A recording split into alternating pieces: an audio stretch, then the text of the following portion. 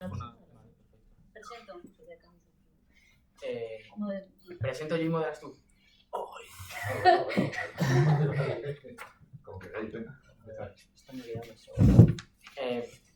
Bueno, pues empezamos en la segunda sesión del seminario de Bourdieu. Bueno, primero de todo, gracias por venir, como siempre. Y esta vez, a petición popular, hablaremos un poco más del libro. En concreto de la primera parte, lo que es la ruptura. El título de la primera parte es la ruptura. Y recordamos que el texto se trata de una parte en la que habla Bourdieu, en la que Bourdieu pues expresa un poco una serie de ideas, y después hay un desglose de varios textos en los que se van desarrollando con distintos autores estas mismas ideas, se van expandiendo. También hacia el principio de cada pequeño grupo de textos hace un comentario sobre qué vamos a leer, un poco repite más o menos todo, hace un pequeño resumen de todo, y eso es lo que hablaremos hoy, de la ruptura. ¿La ruptura con qué?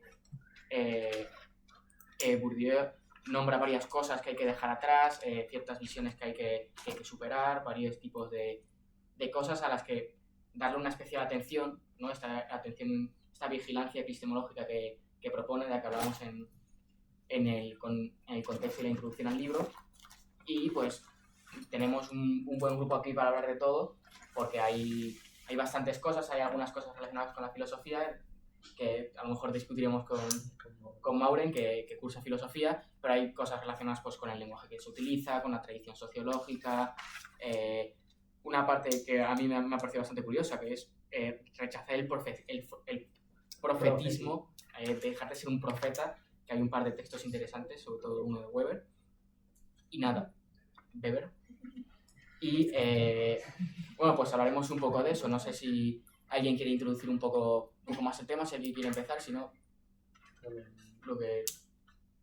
Bueno, recoger un poco lo que se dijo la vez pasada. O sea, todo esto está planteado, digamos, con una respuesta grande a dos errores que plantea Bourdieu, ¿no? Que es por una parte el teoricismo, presentado obviamente por autores como Parsons y otros, pero también, por ejemplo, por la Escuela de Frankfurt, esa noción de plantear una sociología sin someterla a ningún tipo de prueba empírica, digamos, subirse a las nubes de lo teórico, de la pura lógica, etcétera, pero ni una sola prueba empírica como tal, ¿no? Ningún tipo de investigación. Y luego el otro defecto tiene que ver básicamente con el positivismo, y especialmente con autores como Lazarfeld y otros, ¿no? Ese fetichismo del método, esa insistencia básica en que lo importante es plantear, digamos, una serie de fórmulas matemáticas, de leyes establecidas, etcétera, aunque las temáticas sean del todo banales, por no decir otra cosa, ¿no? O simplemente aplicadas a las necesidades de gobierno, de empresas y cosas parecidas, ¿no? Lo que me está proponiendo en ese sentido Bourdieu, y de ahí precisamente, como comenzamos hoy con la ruptura epistemológica, tiene que ver con un tipo de sociología empírica fundada teóricamente. O sea, una sociología empírica que trata de utilizar las herramientas técnicas. Bourdieu en ese sentido no recela, no niega el uso, por ejemplo, de la estadística.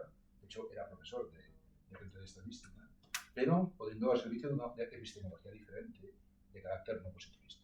Y es aquí donde precisamente una de las ideas claves de la obra comienza justamente con la noción de la ruptura epistemológica. Es algo cosa. Continúo yo, porque hay, pues como hemos dicho, varias rupturas, si se puede decir así, que hay que hacer. A mí personalmente, y una de las que empieza a hablar primero, de las últimas de las que habla, es la ruptura con la tradición sociológica. A mí me apetece empezar por ahí porque me ha parecido curiosa, en la que comenta que, y esto lo uno con un texto de Durkheim, no sé si lo habré pronunciado bien, con un texto de Durkheim, en el que se comenta que la tradición sociológica, que las instituciones que nos preceden, se pueden tratar, hay personas que quieren mantenerlas totalmente, y hay otras personas que quieren superarlas y romper con ellas totalmente, ¿no? Y a lo que hay que llegar a un punto medio en el que al final las instituciones, lo que le debemos a las instituciones es que no las podemos rechazar del todo, porque un paso muy grande puede llevar a pues, un rechazo social total. No podemos plantear un futuro muy lejano estando donde estamos, pero sobre todo, y a mí a lo que voy, lo que me parece más interesante quizás, es que debemos avanzar y debemos coger estas estructuras, estas instituciones, y ponerlas en una posición de conciencia con respecto a sus fallas propias de su contexto, ¿no? Por ejemplo, Bourdieu habla de la educación bastante y no se puede plantear una educación radicalmente distinta a la institución que tenemos, ¿no? No se puede plantear un análisis radicalmente distinto porque al final construyes un poco sobre la nada, pero tampoco se puede, no te puedes limitar a lo que ya existe en el propio mundo, ¿no? Tienes que ser consciente de que estas instituciones se han construido en un contexto que precisamente las limitan y que conlleva que la propia construcción de la institución conlleva fallos propios de su construcción contextual en el tiempo, en el espacio o donde sea. A mí me parece un tema interesante. Habla también Bourdieu, ahora sí que lo habla Bourdieu directamente y no mediado por Durkheim, sobre que las teorías anteriores, al final cuando uno construye una teoría nueva y se plantea hablar sobre pues esto, la educación, se suele caer en el error de hacer como una suma teológica medieval en la que simplemente recapitulas todo lo que ha dicho la persona anterior, no como la suma teológica de Tomás de Aquino, creo que sí es Santo Tomás de Aquino, ¿no? Que es una especie de recapitulación un poco así de todo lo dicho y que al final esa recapitulación de lo que ha dicho la otra persona, esa otra persona recapitula también lo suyo anterior, lo que lleva a unos ciertos conceptos que se pueden considerar unos conceptos base que son sobre los que hay que analizar teniendo en cuenta que no debes caer en este cliché sociológico, teórico más bien, de recapitular como si fuera una suma medieval. A mí esto me ha llevado a plantearme un poco la pregunta sobre que al final en la filosofía existen los universales, esto que se dice los universales, ¿no? Que es lo bueno, lo bello y lo verdadero. No puede ser. La justicia, estos conceptos universales, ¿no? La belleza. La belleza. Creo que se entiende y que todo el mundo entienda a lo que nos referimos. Claro, si se puede plantear así una cosa de la filosofía como son los universales, ¿cuáles son los universales sociológicos, ¿no? Al final aquí estamos hablando de sociología y si debemos evitar hacer una especie de suma teológica, una suma sociológica y remitirnos a los universales sociológicos, ¿cuáles son, no? ¿Cuáles son los conceptos clave que debemos atacar? ¿Cuáles son estas instituciones clave? Me parece una buena pregunta que plantear y no sé si alguien tiene alguna opinión fuerte sobre el tema. Cuando te refieres a universales en la sociología, tienes que entender, en respecto a la filosofía, nosotros estamos hablando del concepto de belleza, justicia y la verdad como unas cuestiones que están totalmente enlazadas. Por ejemplo, la belleza es lo que rige o da sentido a que haya un círculo entre belleza, verdad y justicia, ¿sabes? A nivel estético. No sé muy bien por dónde lo encaminas a la sociología, porque en la sociología pues, tenemos el apartado este sobre la naturaleza, que tendríamos que apartarnos de buscar o decir que algo es natural, justo el texto de Marx, cuando hace la crítica de la economía política. En la crítica de la economía política, Marx está criticando a los economistas clásicos que dicen que la economía burguesa es lo natural y que lo que había antes, en plan como esa economía que mediaba antes en el medievo, no era natural, quizá una transición, pero que lo natural del ser humano sería la economía capitalista. No sé cómo quieres enfocarlo. Yo precisamente, puedo ir con lo tuyo. Sí, por supuesto. O sea, yo creo que precisamente el libro dice lo opuesto, justamente lo contrario. No hay unos grandes de la, ¿no has dicho así? Grandes de la sociología, como lo has dicho. Son unos universales. De la sociología, sino que más bien lo que tiene que hacer el sociólogo a través del proceso creativo que viene a ser también hacer sociología es generar nuevos espacios, o ¿cómo decirlo? Nuevas construcciones sociológicas, objetos sociológicos a estudiar, ¿no? No es que este término ya está definido y luego cuando termino así con más desarrollo de lo que están mirando, que me interesa a mí, lo comento más con más extensión, pero vamos, que yo creo que precisamente eso, que no puedes aceptar lo previo como definido, sino que tienes que investigarlo y expandirlo. No hay nada establecido en la sociología, no hay ningún término establecido en la sociología. Creo que hay cosas que, lo que dice el libro viene a ser que se tiene que expandir lo que uno conoce para que no caer en lo que tú mismo has dicho, ¿no? En una repetición de los anteriores. Yo creo que de ese modo eso sería el universal de la sociología. Seguramente. El mismo concepto de la ruptura, de, el mismo libro lo dice, ¿no? El conocimiento supone una ruptura con lo real, una percepción de lo real. Y es la definición misma que Bourdieu da de lo que es la sociología, ¿no? Buscar la verdad. Esto lo hablamos la semana pasada. Entonces, si tenemos que pensar en universal, pues es el título del capítulo, la ruptura. ¿La ruptura con qué? Con la percepción de la Yo realidad. diría que no es tanto con la percepción de la realidad, sino con la percepción espontánea de la realidad, que es diferente. Eso sí, Ociosa. eso es diciendo. Ociosa, porque Como, no ociosa, pero como...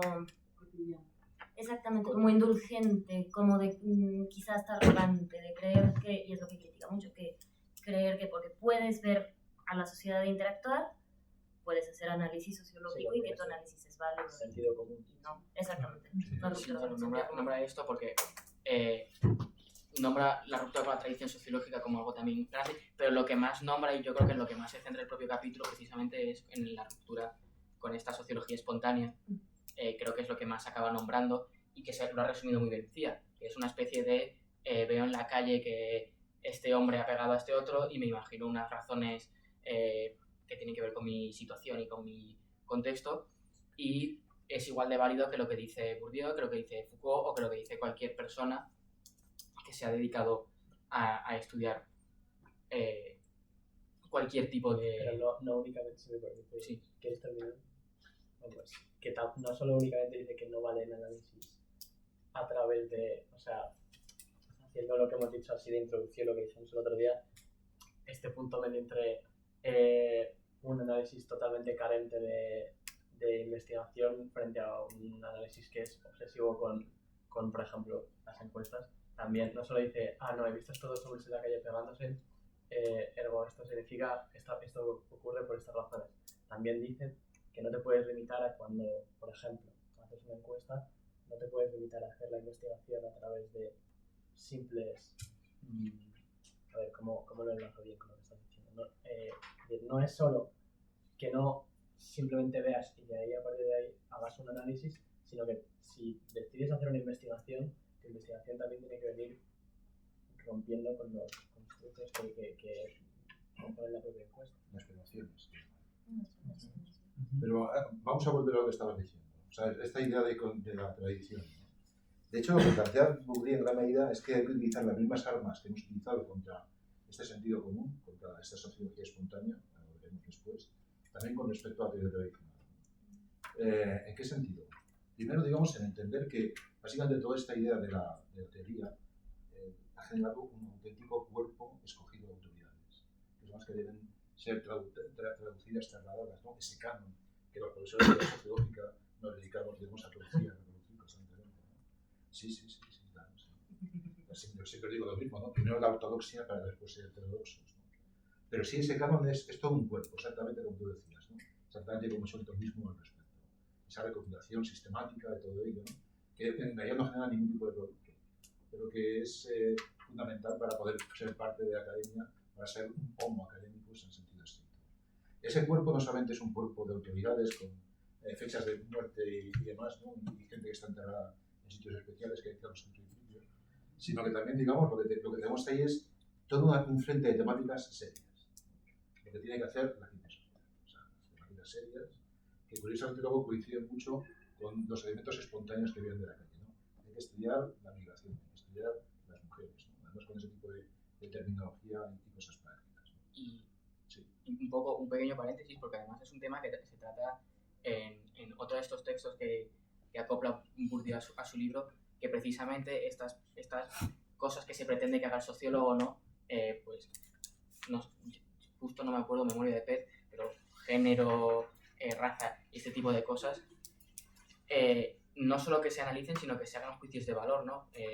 Se habla con un texto, ahora mismo no me sale el nombre de cuál es el autor, no lo tengo apuntado, pero habla precisamente de que si se separa la sociología de las humanidades, una de las separaciones que hay es que al humanista se le permite opinar, y cuando el sociólogo se planta y dice, no, yo no voy a emitir un juicio de valor sobre lo que estoy analizando, al sociólogo se le mira un poco con mala cara, ¿no? Se le excluye un poco del grupo, se le quiere excluir y no, se encuentra el sociólogo en esa batalla interna en el que no por principio sociológico como ciencia social, no debe hacer ningún juicio de valor, mientras que las humanidades, muy cercanas a la sociología, quizá en forma, ¿no? Con estos grandes libros, con temas tan trascendentales como pueden ser los que trata la sociología, exigiendo un juicio de valor siempre y permitiéndoselo como tal, y este es un tipo de separación que se hace con la sociología. Un pequeño paréntesis porque justo lo ha dicho y justo igual que Bourdieu con los textos. Hay un término arquetípico de este tipo de cosas serias que hace la ciencia social y demás, que es, por ejemplo, el tema de la acción social. Analizado, en realidad, el tema de la acción social, debemos entenderlo que es una abstracción incompleta. Tiene, digamos, parte de aspectos a veces empírico-teóricos, pero no llega ni mucho menos a concretarse como tal. Una de las cosas que precisamente en clase os he insistido muchas veces es, vale, la acción social, ¿no? Pero este tipo de sujeto que hace la acción social es universal, no lo es. En Morete no va a serlo, sino que es más bien la proyección de ese homo sociologicus que está ahí, digamos, planteando que todos actúan como él, que todos tienen ese tipo de referencias, pueden actuar también de esa forma exactamente igual, como dice Goffman, como dicen todos. Entonces, fijaos, por ejemplo, ese tipo de término y cuánto se repite en toda la sociología, ¿no? Términos de abstracciones incompletas, como puede ser la acción social, de tutti quanti, y tantos como que son como ellos. Ahí tienes todo un ejemplo. Sí, lo que es un poco lo que iba a decir en relación a que no hay, o sea, que lo que has contado al principio de buscar cuáles son los universales sociológicos, creo que es importante reconocerlos, aunque lo que pretenda es desmantelarlos, porque al final es un poco lo que tú dices, es buscar ese esencialismo y esa ahistoricidad, ¿no? Como esos conceptos se pretenden hacer unidades de análisis a través de toda la historia, a través de todas las sociedades, y cómo hay que luchar contra ello, y es lo que pretende Bourdieu, buscar esa vigilancia de por qué entendemos que estos conceptos que nos vienen de la tradición sociológica se pueden extrapolar a cualquier periodo histórico, sociedad, interacción incluso. Lo que dice de romper con la teoría y de que, más bien, también con la teoría, pero de que la metodología en sí misma no realiza la ruptura que él plantea, que el método critica en un momento la secuencia, supongo que se refiere al método científico, y esta cuestión de categorizar y definir todo, pero que eso no es en sí una ruptura, que el rigor académico, científico, por sí mismo no genera la ruptura de la que él habla, de las prenociones, porque al final todos esos métodos son una prenoción en sí misma, ¿no? Y con la teoría pasa lo mismo, evitar, dice que el sociólogo, si lo entendí bien, ahí planteo la pregunta de si es que lo entendí bien, dice que el sociólogo mismo, muy entrenado, tiene sus prenociones que son este legado de los grandes sociólogos, en efecto, y que a la hora de hacer su análisis, por más que es un análisis más informado, porque es una persona de sociólogo como oficio, no es la persona de a pie que cree que puede hacer análisis sociológico, sino la persona entrenada tiene todo este legado, toda esta historia, toda esta carga académica, y cree que puede hacer, más bien hace análisis sociológico, pero también de cierta forma todo esto que trae consigo es una prenoción y lo sesga de una forma, lo sesga hacia el autor que haya leído más, hacia lo que sea, las tendencias que más le gusten, y entonces su análisis no tiene por qué ser un análisis necesariamente científico de verdad, a pesar de su larga formación y a pesar de su título de sociólogo. No sé si me explico. Pues precisamente eso es la vigilancia epistemológica. Claro.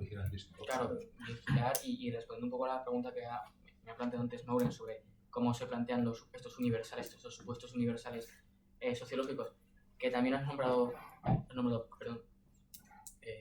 Marta. que también has nombrado tú, Marta, sobre el vigilar sobre estos universales sociológicos y cómo se pueden extrapolar a nuestro contexto, ¿no? Claro, aquí la pregunta precisamente vuelve a ser, ¿existen o no? Quizá no es que existan y extrapolemos a nuestro contexto, quizá es que son distintos, son otros. Por lo tanto, yo creo que un poco, incluso a raíz del texto de Bourdieu sobre hay que definir bien las cosas, hay que primero definir lo que consideraríamos un universal sociológico, y así un poco a la carrerilla yo lo definiría como aquellas relaciones que necesariamente se deben dar entre dos o más personas si quieren reproducirse de una manera efectiva, ¿no? Al final. Los universales, dices. Sí, esto es como los definiría yo más bien. Después, otra cosa es cómo se pueden extrapolar una interpretación anterior a un momento presente. ¿Tú dirías que un universal sociológico se basa a partir de la reproducción? O sea, la reproducción no ni siquiera lo que es de la reproducción como tal. No, de reproducción en el sentido amplio de que estén bien y que se reproducción social, claro. O reproducción, estamos hablando de reproducción sexual, reproducción social. Social. Vale, o sea, como he dicho. No te veas por la... ¿Qué requiere de la sexual? Requiere que sea la sexual. Sí. Entonces, tú planteas que el universal de la sociología es la reproducción social. No, son las relaciones necesarias para que se produzca, y sea cuales sean. Yo creo que, por ejemplo, consideraría que la división del trabajo, sea como fuere, tiene que tener tiene que existir. No sé, la verdad no tengo ni idea si esto es así o no, doy un poco una definición así al aire, pero pese a todo coincido con Marta, que dice que estos supuestos hay que vigilar, y precisamente lo que el libro propone es vigilar cómo los extrapolamos, cómo los entendemos, cómo entendemos a la tradición para no repetirlos precisamente, ¿no? Vamos a avanzar un poquito, quizá no demasiado, pero vamos a avanzar un poquito porque cada concepción de un concepto es hija de su época. Bueno, estoy de acuerdo y no de acuerdo con lo que estabas planteando. Efectivamente, no solamente se trata de una ruptura epistemológica con la sociología espontánea, también se trata de una ruptura epistemológica con la sociología espontánea de los técnicos, con la sociología espontánea de los sociólogos. Es ahí donde podemos encontrar este problema que tú estás planteando de los universales sociológicos. Existen, sí, básicamente por la tradición, sí, básicamente por la retransmisión, más que por la reproducción, y tiene que ver básicamente, digamos, con esa configuración de un campo, que es el campo en este caso de las ciencias sociales, etcétera, cómo ese tipo de campo se reproduce, efectivamente, ¿no? Se reproduce como campo, no como individuos. Y lo que ha logrado quizá no sea una unificación teórica en sentido estricto, nunca lo ha logrado como tal la ciencia social, probablemente, sino más bien, digamos, por toda una forma pragmática, académica, de relacionarse con las cosas, ¿no? Que es precisamente lo que se transmite en una medida, es lo que hace ese canon que os estaba comentando antes y demás, ¿no?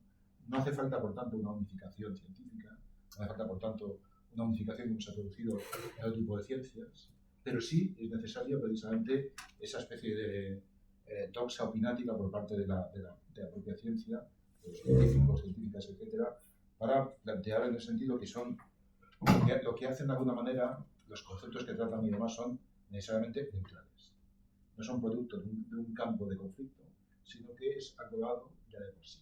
El tema de la acción social, ya os decía, para él es magnífico porque es justamente eso, ¿no? O sea, nadie puede discutir la acción social, así como tal. Cuando en realidad es un concepto completamente diluido, que sirve, como dice en mi pueblo, para un roto y para un descosido. O sea, no sirve absolutamente para nada, es un cajón desastre. Pero fijaos cuánto las sociologías, las redes sociales, utilizan ese tipo de cajones desastre para lograr, como tal, aparecer con una ciencia legítima, absolutamente necesaria, etc. ¿Cómo es posible, por tanto, establecer un canon sin que haya una unificación teórica? Esos son los universales.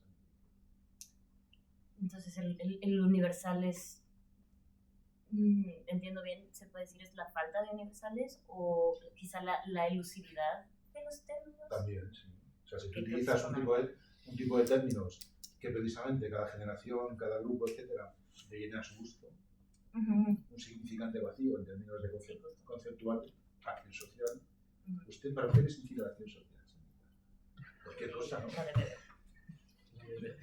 Para mí la de beber. La que tengo ahorita es la de beber. Pero ya está, o sea, ahí tienes precisamente algo que se puede rellenar después en términos generacionales, claro, y demás, ¿no? Y habrá escuelas que digan, no, acción social es no sé qué, y otras que esos han mentido, no sé qué. Es un significante vacío, un concepto abstracto incompleto, que no obstante fija cánones. Y hace que en ese sentido la sociología genere un campo de lo que debe ser correctamente dicho. Claro. Por eso también decía antes, no solo hay en ese sentido una caterva, un cuerpo escogido de autoridades, sino también un cuerpo escogido de temáticas. Corrígeme si me equivoco, pero creo que en el libro hay un texto específico de Durkheim. Sí. Tiene que ver, donde dice que el sociólogo tiene que asumir que el mundo social es desconocido en su totalidad y que tiene que, digamos, cosificar el mundo para, digamos, entenderlo mejor, ¿no? Abstraerlo primero y sacar los significados pasados, darle nuevo. Eso también salió en un texto de Nuevo Siglo. Antes sabemos si me parece. Sí, de hecho, si queréis ir al texto en concreto, porque a mí Está en la me página. surge una duda leyendo el texto, que también yo creo que también es interesante plantearla al público. 144. De Mao. ¿De quién? De Mao. El de Mao. Es súper cortito, muy bien. Sí tienen el texto, si no, no, quienes lo hayan leído lo podrían resumir. No, pues. Yo ese no lo leí, yo leí el de Durkheim, muy interesante, que es un texto más... pues sí, son 5 líneas. Lo leo yo. Sí. La ruptura provisional como instrumento, no, la definición provisional como instrumento de ruptura. La exigencia durkheimiana a la definición previa tan frecuentemente condenada como el momento obligado del ritual de la exposición escolar y que ha sido recientemente objeto de una rehabilitación operacionalista que tampoco le hace justicia. Tiene como función primordial descartar las prenociones, es decir, las preconstrucciones de la sociología espontánea, construyendo el sistema de relaciones que define al hecho científico. Si queréis, es que justo esto de las definiciones me lo he preparado un poquito más así Sí, pues adelante. porque me he interesado. O primero, no sé si te parece, ya que hemos leído el resumen, un poco también explicar lo que dice el propio texto. A ver, es que está muy bien, o sea, el texto precisamente plantea que las definiciones pues eso, sirven para descartar las prenociones. Es decir, voy a hacerlo así como ejemplificado simple para no caer en esto de repetir exactamente lo mismo que dice el texto. Todo el mundo, evidentemente, tiene unas ideas previas antes de abarcar cualquier investigación, en este caso sociológica. Entonces, cuando tú planteas según el texto, una definición, esta sirve para plantear un nuevo campo de estudio. Esto es, no me invento una palabra nueva, sino lo que estoy haciendo es plantear un campo en el cual voy a estudiar el objeto sociológico. Aquí tengo precisamente apuntado. La definición es la construcción del objeto a través de una agrupación de una serie de hechos sociales, evidentemente. Entonces, la definición consiste en llevar a cabo un proceso de abstracción que no es que esa palabra, no es que la palabra contenga la sustancia del análisis que estamos haciendo, sino que es una herramienta para facilitar el análisis del hecho social que estamos intentando estudiar. No sé si se entiende lo que... A ver, por seguir un poquito con lo de la definición. Otras menciones a la definición en el texto, así suele ser repetir esta idea, ¿no? Tenemos el muro de lo que viene a ser el sentido común, como hemos hablado antes también. Tenemos que superar este obstáculo que va a sesgar nuestra investigación, por así decirlo. Y entonces definimos y delimitamos el hecho del cual vamos a investigar a través de esta definición. Aquí en la página, por ejemplo, 42, plantean la definición como una redefinición del lenguaje común para evitar las preconstrucciones del lenguaje cotidiano. Ahora bien, es muy importante entender que esto no es que tiramos todas las preconstrucciones a la basura, ni que una definición no puede ser nada específico. Existen, por ejemplo, definiciones operatorias que vienen a ser más cerradas, más específicas, que sí que nos sirven para manejar una serie de, por ejemplo, por poner un ejemplo así muy, muy tonto. Si estamos hablando en un concepto de definición operatoria, yo digo jóvenes, pues, y hago un estudio de psicología, voy a decir que los jóvenes son los que tienen entre 15 y 25 años, por poner un ejemplo. Esto es verdad, o sea, no es mentira que los jóvenes no tengan entre 15 y 25 años, pero si yo me voy más allá y hago un concepto sistémico, lo que estoy haciendo es, en el caso de que estoy haciendo sociología y estoy planteando la definición como este espacio de investigación, yo lo que estoy planteando no es que los jóvenes tienen entre 15 y 25 años, es ¿qué son los jóvenes? Yo cuando soy un joven no sé, en Bolivia soy igual que un joven en Francia, mi juventud dura lo mismo, es la misma, tengo las mismas experiencias, es evidente que no. Tengo que, o sea, la definición, lo que nos tiene que servir no es como esta caja que nos engloba, por ejemplo, esto resonaría mucho con yo del primer cuatrimestre estudiando a Parsons, no es, la definición es esto, y tiene estas palabras que tú te aprendes de memoria, luego las escupes en el examen y eso es lo que es. No, la definición es este campo en el que yo voy a, por ejemplo, bueno, no me quiero meter en ningún fregado, no voy a decir. A ver, iba a decir, el habitus, por ejemplo, de Bourdieu no es una cosa extremadamente, o sea, si no me estoy confundiendo, no es muy cerrado, ¿no? O sea, no tiene un paradigma, no es como una definición que el habitus es esto y ya. No puedo decir, si te me preguntas en el examen qué es el habitus, yo no te puedo soltar una definición y que le esté exactamente correcto. Estructura estructurada que se comporta como una estructura estructurante. Ese juego de palabras es indica que precisamente es un concepto abierto. Bourdieu, cuando habla de los japoneses diciéndoles aquello de, bueno, vale, muy bien, usted ha hecho un buen trabajo y tal, pero a nosotros no nos sirve. Usted habla del vino, habla de François, habla del rugby, entonces aquí ese tipo de cosas, nada, ¿no?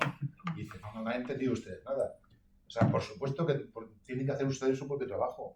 Lo que puede servir es, digamos, son ese tipo de conceptos que son a la vez abstractos y aplicables. Esa es la cuestión. O sea, obviamente no van a hacer nada con mi libro. Van a utilizar los conceptos para poder aplicarlos a lo suyo y comprobar también en ese sentido que ese tipo de conceptos, como tienen una parte abstracta y otra parte empírica, van a ir cambiando, que es lo que te has pedido al principio de la cosa. También, por seguir hablando y ya termino mi... otro texto que si queréis verlo está en la página 197, que es la nosografía del lenguaje de, a ver si pronuncio bien, Chastain. Me presenté hace poco al examen del B1 de francés. 197, la nosografía del lenguaje. Es que lo habéis estado hablando antes, pero no sé exactamente de qué. Estáis hablando de Wittgenstein al final. Sí, pues esta aplicación de conceptos de medicina a la sociología. Esto es un poco lo mismo de la nosografía, la tengo aquí apuntado. Por ejemplo, esta sería una definición operatoria. La nosografía. Nosografía del lenguaje. Sí, pero la nosografía como definición médica. Ay, no lo encuentro ahora. A ver, la nosografía, si no me equivoco, es lo que viene a. O sea, la parte de la medicina que se encarga de definir las enfermedades. O sea, esto es. Tú tienes un catarro común que tiene estos síntomas y que ocurre cuando ocurre X y D. Entonces, lo que plantea en el texto de Chastain es un poco esto de cuando hacemos una definición tenemos que evitar lo que nos provoca el lenguaje común de aceptar pues, unas definiciones cerradas de los jóvenes son esto, como por ejemplo antes, o yo, no sé, la familia es esto, o, por ejemplo, ignorando totalmente el otro día, antes del seminario, estuve hablando con mi novia de que me preocupaba mucho a ver cómo iba a intervenir y le dije, para ti, ¿qué es, por ejemplo, porque ella no comprendía el texto, ¿no? No comprendía mi planteamiento. Estudio psicología, entonces denigraba completamente la sociología. Decía, ¿qué es la familia? Y dice, bueno, pues es cuando depende, ¿no? Pero suele ser unos padres, unos hijos. Y yo decía, vale, ¿y cuáles son las relaciones entre los padres y los hijos? ¿Cuántos padres hay? ¿Cuántos hijos? ¿Y dónde? Y entonces, esto es un poco de, resumiendo muchísimo el texto, que viene a ser, cuando estamos enfermos por lo que viene a ser el lenguaje común, lo que tenemos que hacer es curarnos a través de, pues, la vigilancia epistemológica de la que hemos hablado antes, ¿no? Tengo que intentar plantear por qué esta palabra significa esto para mí y qué voy a estudiar de esta palabra o cómo voy a ampliar el concepto, y intentar evitar, pues aquí he apuntado un par de cosas y he puesto Parsons. Por ejemplo, hay que evitar el ritualismo de la definición, o sea, yo no puedo plantear una definición que consiste en poner unas palabras rimbombantes y decir esto es esto. O, no sé, la acción social y ya darme con, o sea, estar contento con mi palabra, o no puedo tampoco pretender aceptar sin más, por ejemplo, lo de la familia, pues un objeto preconstruido que viene a ser, ¿no? La familia es esto. Entonces, por no ser muy repetitivo, pero sí que básicamente lo que tengo que hacer es saltar este muro del sentido común y plantear la definición, que suele ser lo que estudiamos cuando hemos estudiado, por ejemplo, la asignatura que hemos hecho con Mario, pues como un concepto más amplio y un área de estudio del objeto social, más que como una definición de la RAE. Operable. Claro. Usable, ya.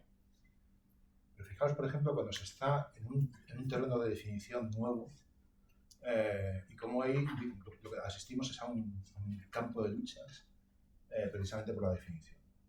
Os pongo un ejemplo.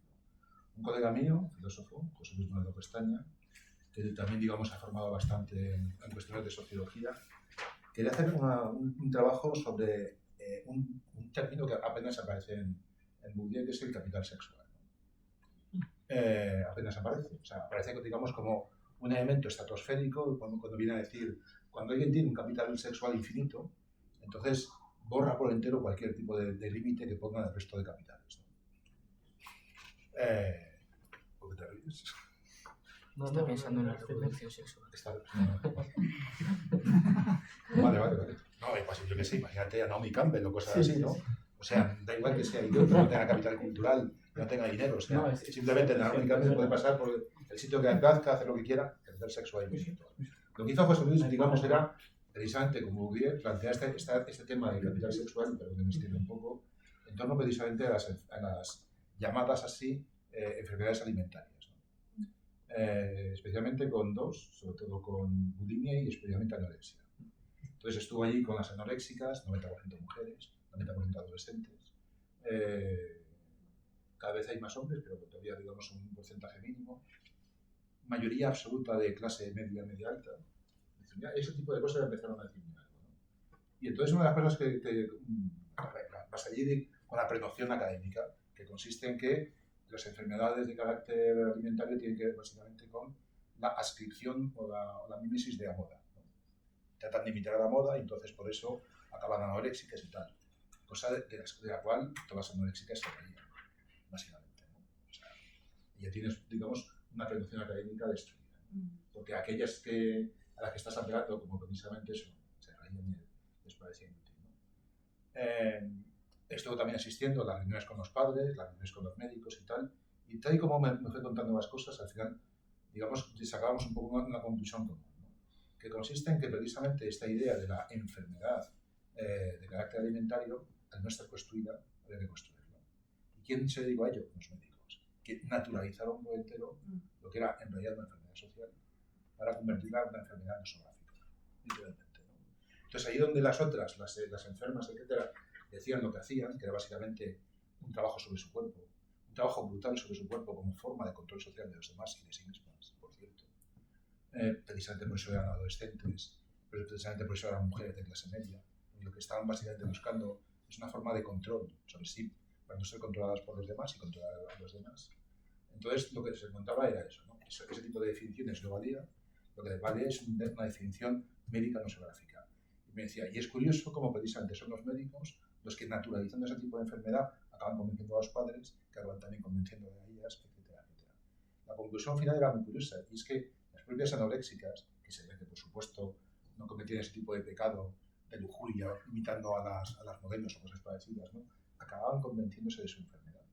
Que ese es, digamos, ese es el principio básico de todo concepto, ¿no? Que la gente acaba convenciéndose de que efectivamente es mujer, es anoréxica, es no sé cuánto, ¿no? Es clase obrera, sí, no, o lo que sea. Y ese tipo de concepto es el que, digamos, acaba aflojando. Pero cómo en todo hay una disputa. Y ahí es precisamente donde las ciencias sociales han generado toda una serie de disputas absolutamente canónicas, etcétera, para lograr ese tipo de definición. Ahí tienes también, digamos, una universalización de los conceptos. En realidad, en mucha, no otra cosa. Y justo viene esto perfecto para introducir también otra parte de esta ruptura que hay que hacer, que es precisamente con esta naturalización de los hechos sociales, ¿no? Se entiende muy bien con el ejemplo que ha puesto Mario sobre cómo naturalizar al final un problema que es social. Bourdieu introduce este concepto de la mano de Marx y cómo al final los economistas Adam Smith naturalizaban, y su amigo Ricardo, naturalizaban el orden burgués como el orden natural de las cosas. ¿Cómo no va a ser esto así? ¿Cómo no va a ganar el mejor? Quien sea el mejor dependerá de muchas cosas. ¿Cómo no vas a ser libre para hacer lo que tú quieras, comprar lo que tú quieras y decirle lo que quieras a lo que quieras, ¿no? Y Bourdieu insiste en que esta naturalización suele venir, en el caso de la sociología, por parte de un grupo concreto al que pertenece la novia de Miguel, que son los psicólogos, que no comprenden precisamente ese tipo de cosas, ¿no? La familia naturalizada, al final la familia que tenemos en el siglo XXI cada vez menos, por suerte, pero la familia monoparental, heteropatriarcal, mujer, hombre, hijo, hija, naturalizada, se palidece cuando le haces este tipo de preguntas, ¿no? Que decía Miguel, pero ¿cuántos padres hay? ¿Dónde está la familia? ¿Cuántos hijos tienen? ¿Son hijos adoptados? ¿Son hijos no adoptados?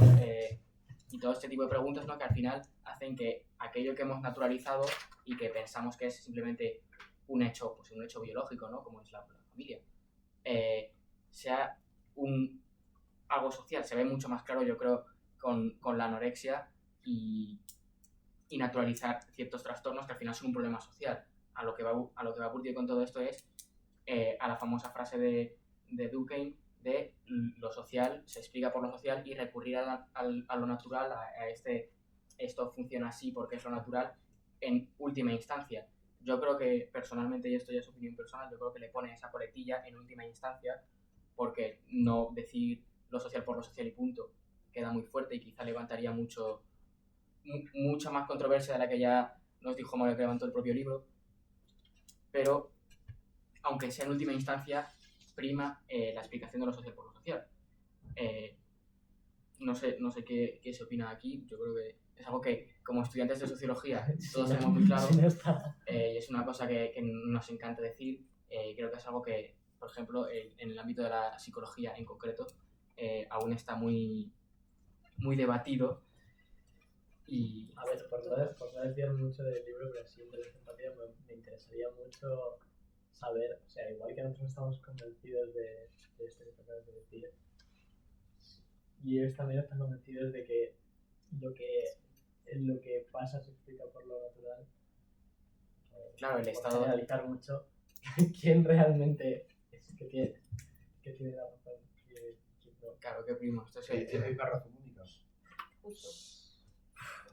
Hombre, pues supongo que única no, pero hay mucha distancia entre los sociales y los otros. No, yo nada sobre qué opinamos eso. Yo creo que una cosa que resume bastante bien es algo que dice Bourdieu en el texto, que es eso de explicar lo social a través de la sociología hasta que la capacidad explicativa de esta se agote. Es decir, hasta que ya no seas capaz de explicarlo por ahí, intentar o pretender hacerlo, ¿no? Entonces, y aparte de la psicología, esto yo creo que se dan en muchas disciplinas sociales, sobre todo en la economía, se da muchísimo.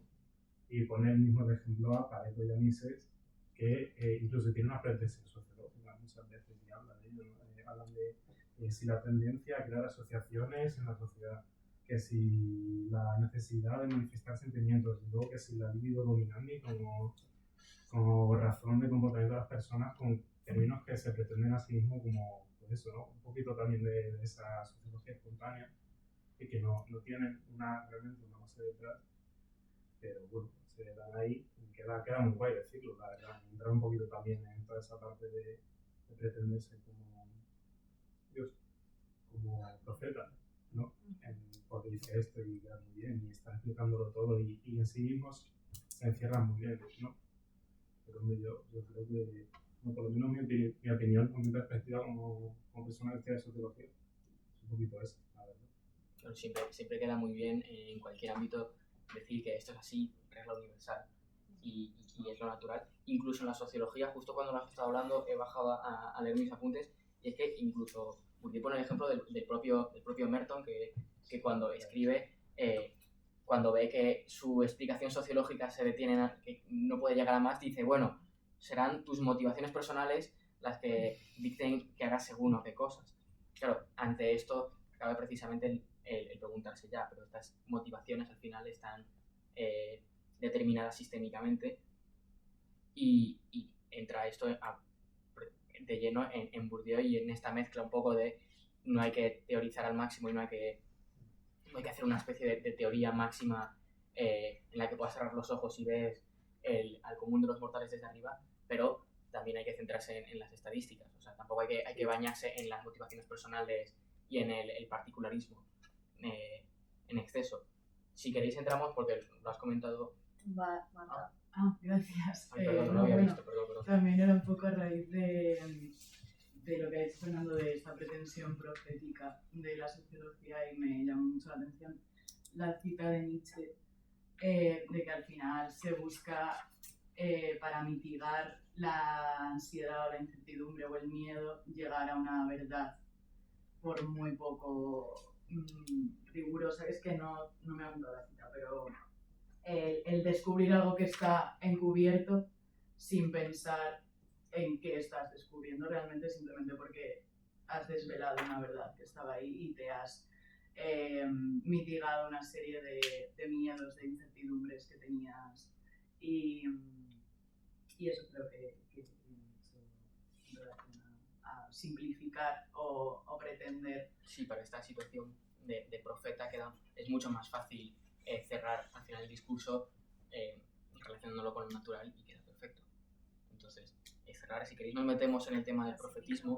No sé si alguien quiere decir algo. No, lo único, insistir más quizá en el tema de las prenociones, que tanto como has empezado por el final, tenemos que volver al principio.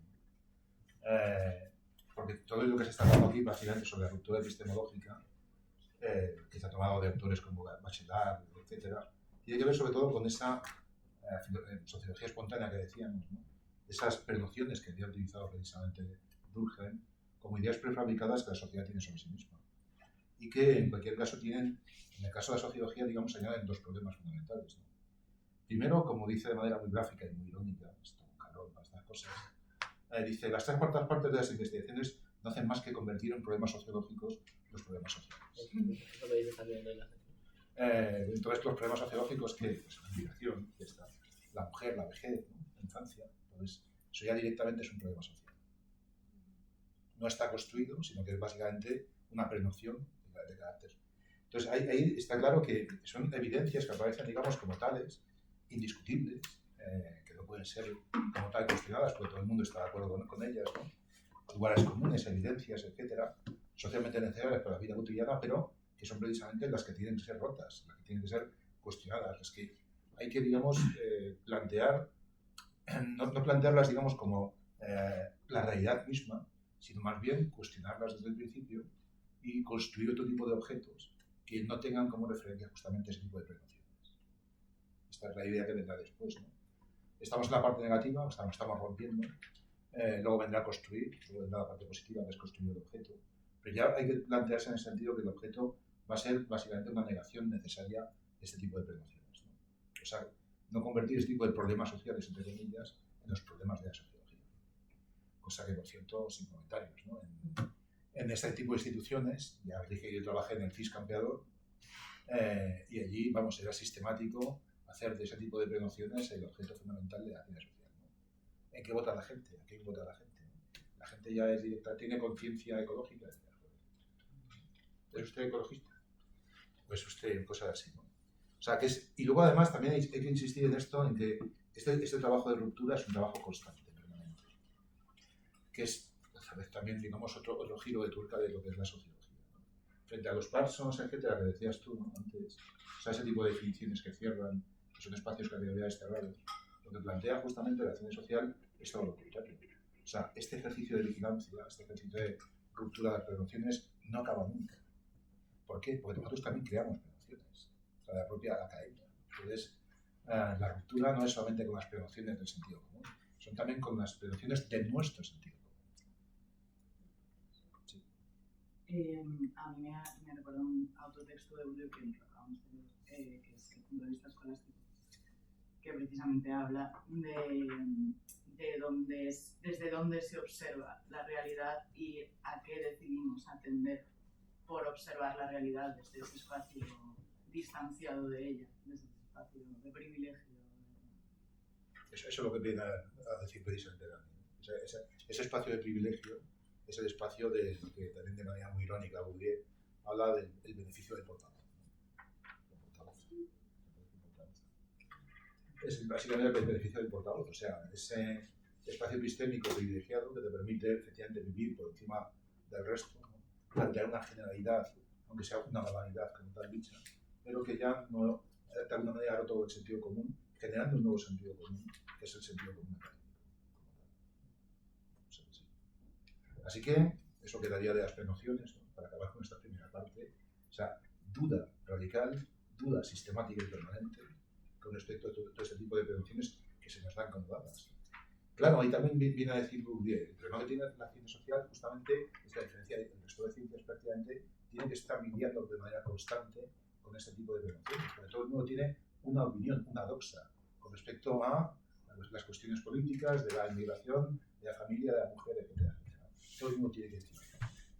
¿Cómo diferenciar ahí precisamente la idea de ciencia de la doxa?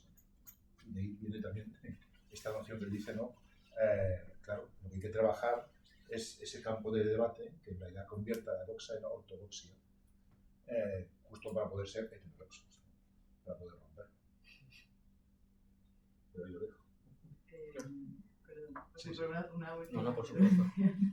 Que es que cuando lo estaba leyendo me estaba recordando también un poco a la divulgación científica en redes, ¿no? A esa pretensión de extender un conocimiento y que por muy riguroso que hagas el lenguaje y por mucha por mucha sensación que des al público de que conoces algo, al final el medio por el que transmites ese conocimiento también hay que cuestionarlo y hay que cuestionar qué haces con ese conocimiento, si lo estás convirtiendo en información como producto, como... no sé, Sí, y precisamente se acopla otro texto, este sí tengo oculto el nombre, pero tampoco sé si lo voy a decir bien, Wittgenstein. Wittgenstein, da igual. Wittgenstein.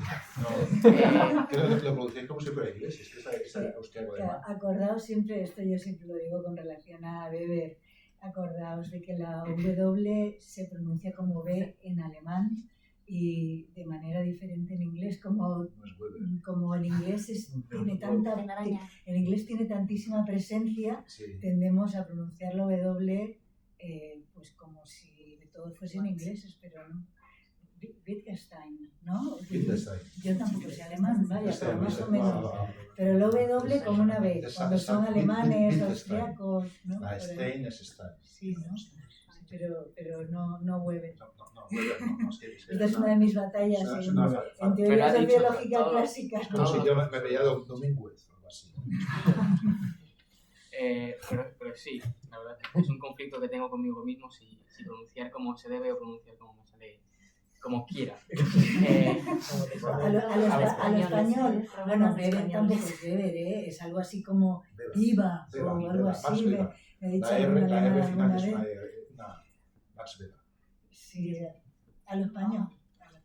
Nuestro amigo Max y nuestro amigo Carlos Wittgenstein, que habla precisamente sobre lo que ha mencionado Marta, sobre utilizar un lenguaje que por mucho que sea muy riguroso, quizá hay que también tener en esa vigilancia epistemológica al propio lenguaje y a esta especie de falsa rigurosidad, no falsa rigurosidad, quizá no es la palabra, pero este esteticismo riguroso de utilizar palabras que quizá nos pueden transmitir ideas que no son.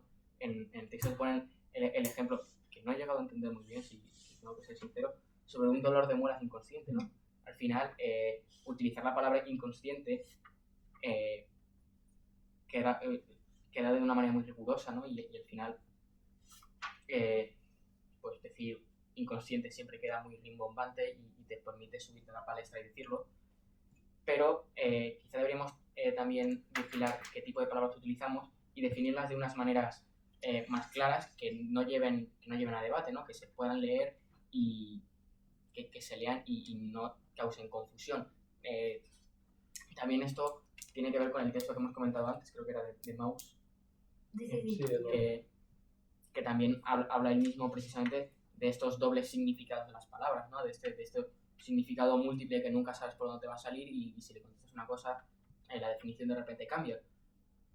Por lo tanto, como bien has dicho, no solo hay que vigilar, también, bueno, no solo hay que vigilar todo lo que hemos dicho que hay que vigilar, sino que el uso de las palabras y su uso concreto es también algo que hay que tener en cuenta, ¿no?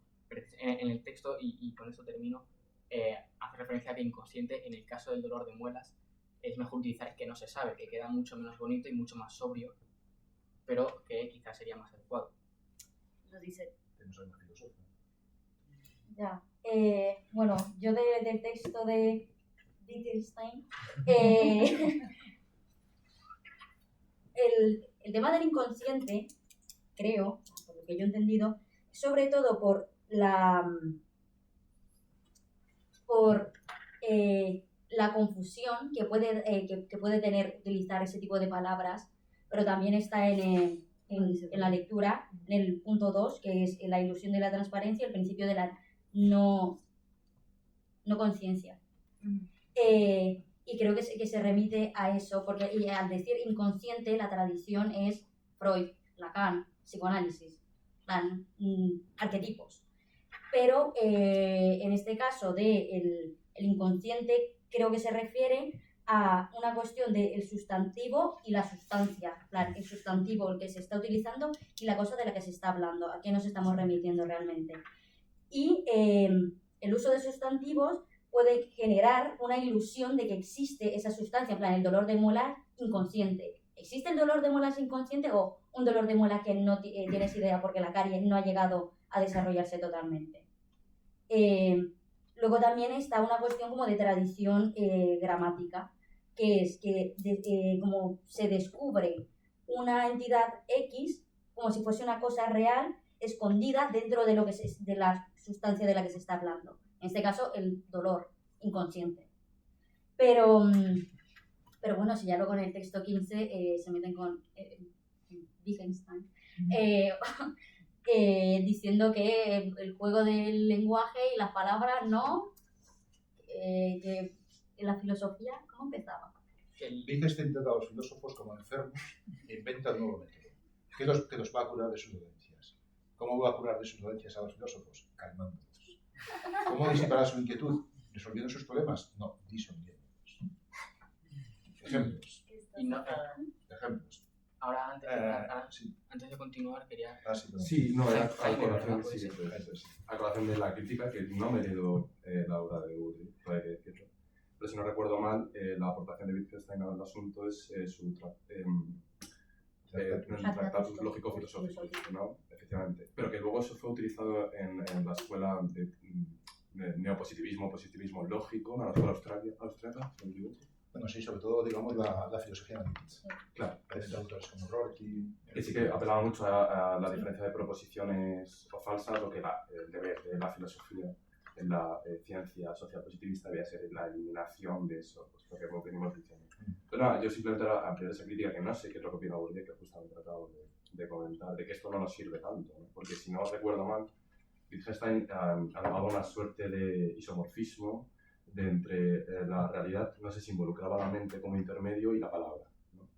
No lo tenía muy claro. Pero claro, no sé yo hasta qué punto Bourdieu, que veo que no, respeta que la palabra, el concepto, el término debe ser representativo directamente como una suerte de reflejo de lo real. Bourdieu lo utilizaba de una manera inteligente, que consiste en que Wittgenstein es un filósofo que nos ha mostrado que efectivamente muchos de los problemas que había planteado la filosofía en términos, por ejemplo, de definición, esencia y demás, son problemas que simplemente se pueden resolver en términos lógicos, ¿no? El famoso dilema de Aquiles y la tortuga, ¿no? O sea, en términos filosóficos, por lo tanto del lenguaje, Aquiles nunca puede alcanzar la tortuga, porque no tiene que llegar a la mitad, luego a la mitad de la mitad, etcétera, etcétera, ¿no? Pero viene a decir Wittgenstein, esto es un juego puramente semántico. Aquiles puede llegar a la tortuga. El problema es que desde el punto de vista, digamos, de la expresión lógico-semántica de todo ello, efectivamente Aquiles nunca puede lograrlo. Y es decir, esto es todo un ejemplo de cómo funcionan en gran medida los aspectos filosóficos con respecto al lenguaje. Y esto es justamente lo que sirve a vivir. Y por eso trae aquí a colación el texto de Chastain, si es lo ves. O lo lees tú, no sé en qué orden está. Dice, por ejemplo, cuando dice, sí, la filosofía está enferma, son enfermos, ¿no? Algunos signos diagnósticos. Las contradicciones. Un hombre se pregunta, ¿se puede jugar al ajedrez sin una reina? ¿Puedo sentir un dolor de muelas? ¿Un tigre sin rayas es un tigre? Este tipo de preguntas son propias de, pues eso, de ese tipo de problema de definición, ¿no? Si un individuo ha aprendido a decir tigre para denominar a un animal carnicero de piel rayada, no se contradice en efecto cuando habla de un tigre sin piel rayada. Las esencias ocultas. El filósofo que busca dientes en el pico de una gallina encuentra en él dientes invisibles. Busca el sentido de las palabras y el objeto. Ahora bien, al privar de todo sentido visible, separándolas de las circunstancias en las que surgieron y de las que son manifiestamente signos, debe imaginar que el sentido buscado, esos dientes que debe tener una gallina, se oculta en ideas o esencias espirituales que las palabras significan. La gallina debe tener dientes, pues que son invisibles, ¿no? Porque son una esencia. Las definiciones. Cuando un buscador de esencias ocultas le pregunta ¿qué es el juego?, ¿acaso no espera que usted le dé una respuesta definitiva? Cuando los filósofos preguntan, buscan definiciones, pero ¿cómo decirles dónde termina el juego, dónde comienza? ¿Acaso aprendimos a hablar de juegos infantiles, de juegos olímpicos, de juegos matemáticos, de juegos de palabras? ¿No aprendimos por consiguiente a ampliar indefinidamente el ámbito de los juegos? Nuestro concepto de juego parece limitado. Así que el remedio es restituir a las palabras y a las frases su propio ámbito, es decir, el de las situaciones en las que se les utiliza. Esto es precisamente lo que le interesa a Bourdieu de Wittgenstein. O sea, ese isomorfismo que tú has planteado, ¿no?, entre el mundo exterior y cómo está organizada la mente desde el punto de vista lingüístico. Cuando se pierde eso, el famoso tema de Aquiles y la tortuga, entonces no tienes respuesta a lo largo de siglos y siglos, prácticamente. ¿No lo veis? Pues sí, o sea, imaginaos ahora poner los ejemplos sociológicos al respecto, que hay un montón, ¿no? Que hay un montón. O sea, ese tipo de definiciones esencialistas que se buscan en muchas ocasiones y que en cierta forma se fuerzan a través de los métodos de investigación, a través de los conceptos, y ahí tenemos a un gran munidor de ese tipo de conceptos como Sparso, ¿no? Con razón decía uno de sus críticos que se nota que había aprendido de su padre, que era uno de estos canónigos eclesiásticos norteamericanos, a definir constantemente el mundo. Cada vez que aparecía el mundo lo redefinía de una forma u otra, ¿no? Porque fijaos también en el sentido de importancia de la palabra, y cómo precisamente la sociología que utiliza la palabra, que utiliza las mismas palabras que el resto, tiene que resignificar, destruir, reconstruir, etcétera, ese tipo de conceptos para todo ello. Podemos utilizar las mismas palabras que utiliza el resto. No sé que nos pongamos en plan erudito con una acción social, el resto de palabras que vamos a utilizar son muy parecidas. Y es lo que dice que es uno de los grandes riesgos de la sociología a la hora de ejercerse, y no lo dice, creo, como tal, pero a la hora de la difusión científica, que es al final del día sí que utilizamos palabras que le son menos extrañas a las personas de lo que puede ser un léxico, el campo semántico de la física. Pues tú a mí me hablas de eso y yo no tengo idea de qué me estás hablando, pero las palabras que utilizamos en la sociología, tan solo el lenguaje, el campo semántico, es mucho más accesible, y el problema es que la gente cuando lo empieza a adoptar no conoce todo el rigor que puede haber detrás. Muchos autores empiezan sus artículos o sus libros definiendo los términos que van a usar porque son términos usados mucho antes. El problema es que cuando tú lees solo la fracción o la explicación del autor sobre ese término, más bien cuando de hecho lo usa, no cuando lo define, no lo entiendes, y entonces ahí le proyectas todo el entendimiento que tú tienes del término anterior, ¿no? En vez de entender bien, de tener un rigor respecto a lo que significan los términos, y es la sí, la desconexión interna que va a haber siempre entre significado y significante, y es como la cruz que cargamos, esos científicos sociales en general, de tener que estar constantemente redefiniendo nuestros conceptos. No, yo también, por ejemplo, a mí me interesa en ese mismo capítulo, habla del lenguaje. Pues como habla de que no solo es controlar en sí las palabras y los significados, también mencionar las herramientas que utilizamos para que se comprendan o para ejemplificar las cosas, en el sentido de muchas veces que se utilizan analogías que simplifican las cosas, y el tema es que cuando una persona ve eso lo ve muy familiar, pero no está comprendiendo realmente muchas veces lo que estás queriendo decir, porque es un lenguaje, pues habla eso, del lenguaje común, y cómo el significado que damos nosotros al lenguaje común, y el peligro de eso es que no es el mismo que las personas. Y luego también que cuando estás analizando a las personas y su lenguaje, te encuentras, dice, creo que es citando a Duhem, que es retomar del fondo del conocimiento comunes, tomar esas palabras que nosotros hemos puesto para retomar del fondo del conocimiento común para volcarlas en la ciencia teórica los elementos que ésta ya había depositado en ella. Y son términos que ya la gente los ha tomado, a lo mejor no los ha comprendido entero, y tú los vuelves a tomar como si hubieran nacido de ese lugar. Y te estás encontrando a ti mismo, pero te estás encontrando a ti mismo ya alterado. Y pues claro, es una vigilancia entera, pues ya no solo lo que decimos nosotros, sino el vocabulario de las personas que hacen tomada de nosotros. Entonces, bueno, sobre ese punto quería comentar, Bourdieu habla un poco más al respecto en su libro de Preguntas de Sociología, cuestiones de sociología. En el que cuestiones que yo me libro. Es que es francés, entonces claro, Sí. no digo original. Y dentro del libro critica mucho el hecho de que se infantilice el lenguaje académico para que, digamos, las personas con menos educación puedan entenderlo. Él no aboga en lo absoluto que porque se le critica mucho por el pedante en sus libros, y este libro es un libro muy académico, y yo creo que yo a mi madre se le dificultaría mucho entender, a mis padres no pueden entenderlo nada, y yo creo que entra mucho esto, ¿no? Como podemos infantilizar términos que a final de cuentas son en muchas ocasiones necesarios para poderlas entender plenamente. No podemos nada más privarles, digamos, de significar esos términos o recontextualizarlos y cambiarlos completamente cuando requiere un rigor. Que volviendo, al punto de vista escolástico, habla de universalizar las condiciones de acceso a ese uso del lenguaje más que simplificar el lenguaje.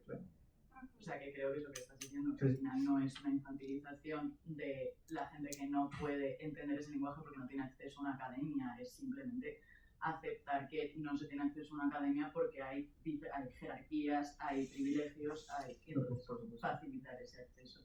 Pero el problema no es el lenguaje, es, digamos, el acceso al lenguaje en sí.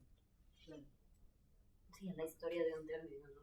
En todos los contextos y todo lo que carga un término detrás de sí, cómo ha sido utilizado. Que al final del día también es una labor exhaustiva adentrarte en cualquier academia, en cualquier texto, porque entonces es cómo explica tal, cómo explica tal, cómo explica tal, cómo explica tal. Y te vas yendo y bueno, acabas necesariamente en los griegos eventualmente.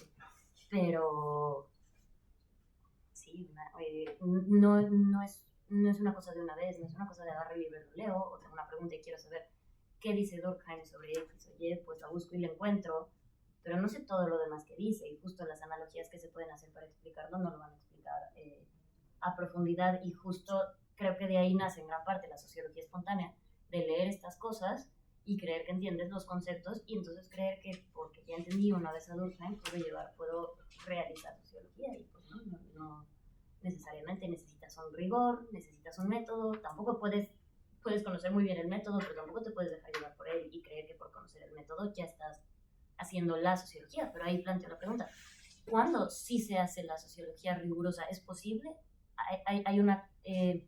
Hay un punto en el que se lleva a una sociología bien realizada, bienmente rigurosa, o es más bien un espectro y es una carrera que nunca se gana, y algo a lo que estamos, vaya, un tipo ideal, algo a lo que estamos en constante... Tú te has dado la respuesta. Ya, obvio. Y yo, El mito es Había por ahí también te has dado la respuesta. No, yo no. Es que tengo la mano. Vale, la apoya libre. Perdón. yo creo que precisamente en el texto que hemos comentado justo al principio de cómo Durkheim dice que cada construcción está atada a su contexto y va a producir sus propios errores. La pregunta de cuándo se hace una sociología rigurosa, yo creo que lo más riguroso lo que se puede llegar es admitir que es imposible, que estás atado a tu presente y a las propias fallas que tiene tu momento y tu contexto institucional, ¿no? Y solo cabe esperar pues que los futuros sociólogos cojan eso y lo intenten transformar a su propio contexto, ¿no? Como decíamos antes, aplicar las prenociones previas, cómo se pueden aplicar y si se pueden aplicar de una manera distinta, cómo cambian. Yo creo que es un poco la manera más rigurosa de hacerlo, ¿no? Pavimentar el camino para que otras personas lo tengan un poco más fácil. A mí el sentido de eso, de nunca estar acabado, me recuerda un poco también justo que hemos hace poco en el conocimiento, ¿no? Sobre la dialéctica y una posibilidad de la comprensión de esta de, pues eso no es tesis, antítesis, síntesis, siempre está disolviendo, está todo el rato volviéndose a hacer y la nueva síntesis que hagas a partir de, pues bueno, tomar esas notaciones y adaptarlas a tu presente, tendrá ya un error que viene de haberlo hecho en tu presente y lo tomará año otra vez, entonces no es, por eso lo que he dicho, es un ideal, es un proceso constante porque nunca va a llegar a un fin. Y si yo personalmente, si alguien pretende decir que ha llegado al fin, a lo mejor hay que desconfiar de ese supuesto fin. Estuvimos otro día leyendo dialéctica negativa. El carácter disolvente de la dialéctica justo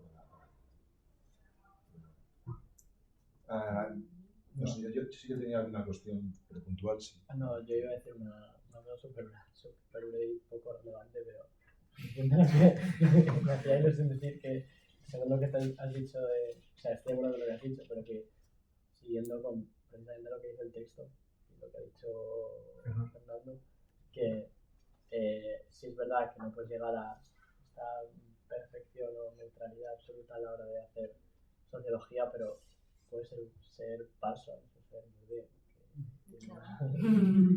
Hay distinción. Claro, al final todo esto se inscribe en el marco de que precisamente en ese admitir que no puedes hacer un análisis 100% riguroso Sí, o el contexto tienes que precisamente no, además que viene perfecto porque es lo que hemos hablado antes, tienes que hacer definiciones abiertas que estén abiertas al cambio y abiertas a que se transformen, igual que se va a transformar lo que tú dices.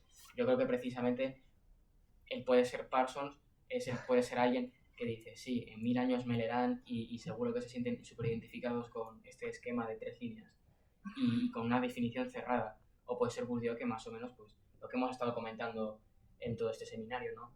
De tener una serie de conceptos amplios, explicados un poco por el contexto social, no naturalizarlo, no decir que es una obviedad natural, ¿no? Que esto ocurra.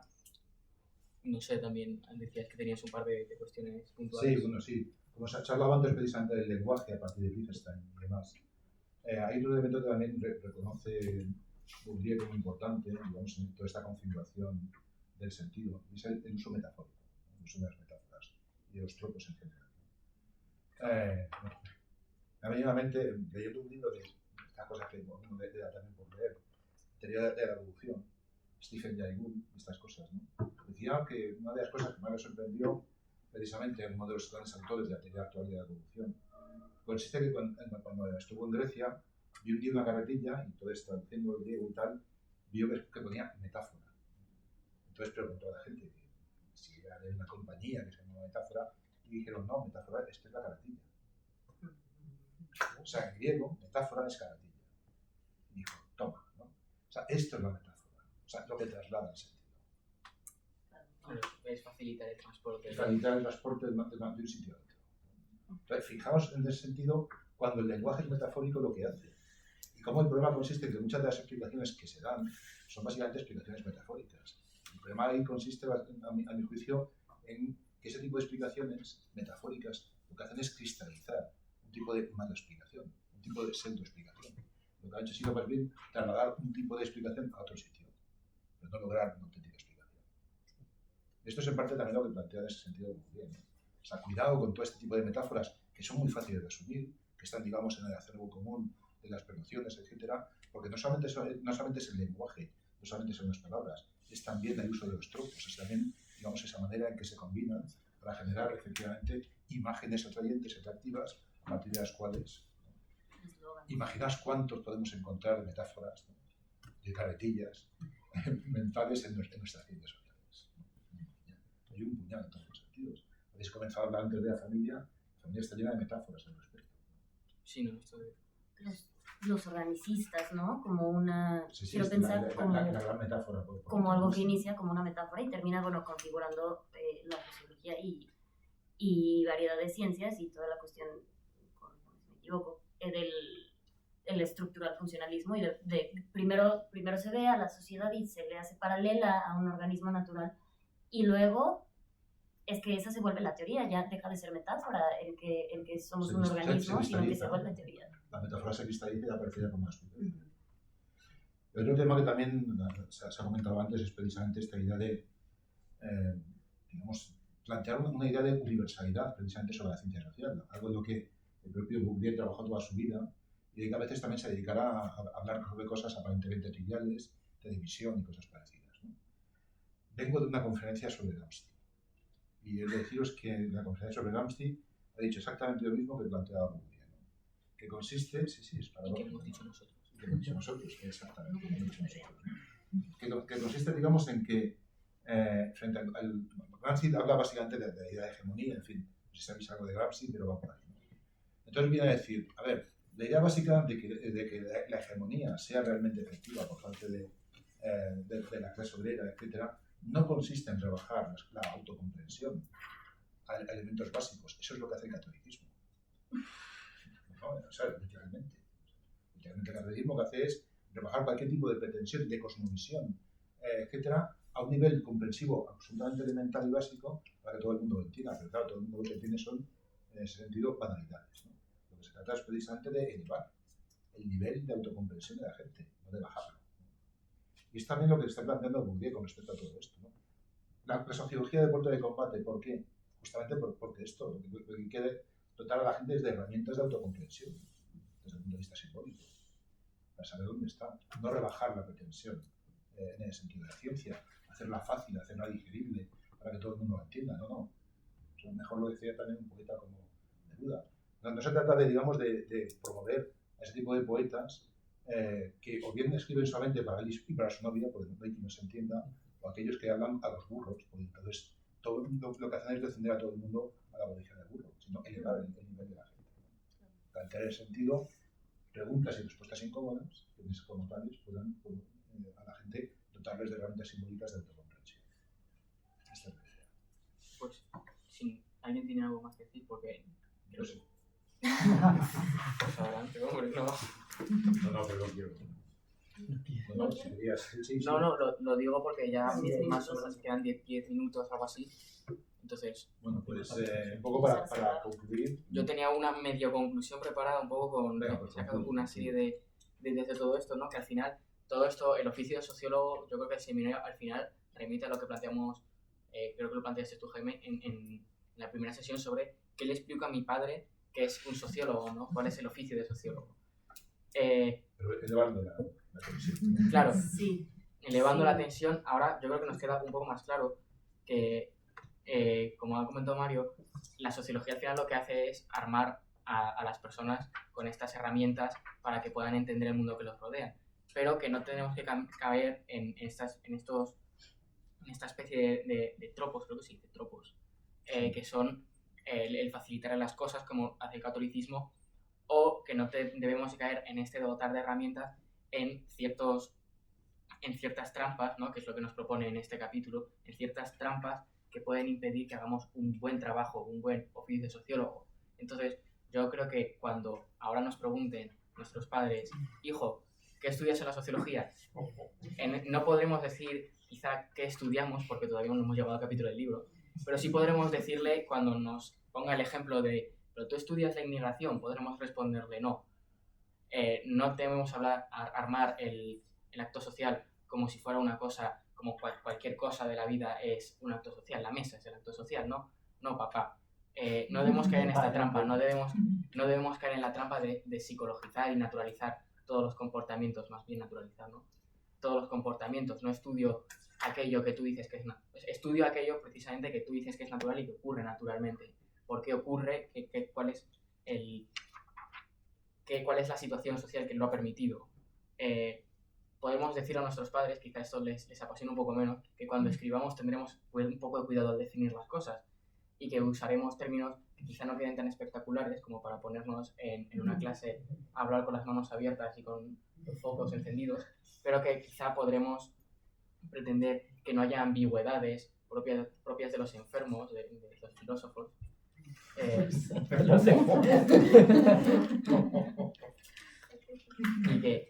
Y que seremos Me voy a tirar por esa ventana ahora, iba a ser mi culpa. hasta el máximo. No te mueres, ¿eh? Y como vamos a terminar por el final, como hemos empezado por el final, también decirles que a nuestros padres que aquel artículo que leyeron en el periódico de que un hombre hace 150 años dijo algo, que quizá nuestro oficio también es plantear lo mismo que ha dicho ese sociólogo, plantearlo en nuestro contexto y no sucumbir a esta tradición de personas con barba muy larga y muy blanca y tomarlo todo por válido, sino decirles precisamente, padre, yo lo que hago es situar la acción social en nuestro contexto. Vale, hijo, yo también me encuentro con lo mismo. Es explicar a mi hija que es médica qué es esto, ¿no? Que no cree en absoluto en teoría. Acabando. Vale, todo esto hasta aquí, metáforas, las prenociones, etc. Pero nos ha quedado una cosa fundamental, que consiste en que no es solo teoría. Y de hecho el libro este no es solo teoría, no es solo epistemología, sino que luego, digamos, hay que llevarlo a la práctica. ¿Cómo lo hace precisamente Bourdieu? Estos ejemplos concretos de ruptura con explicaciones.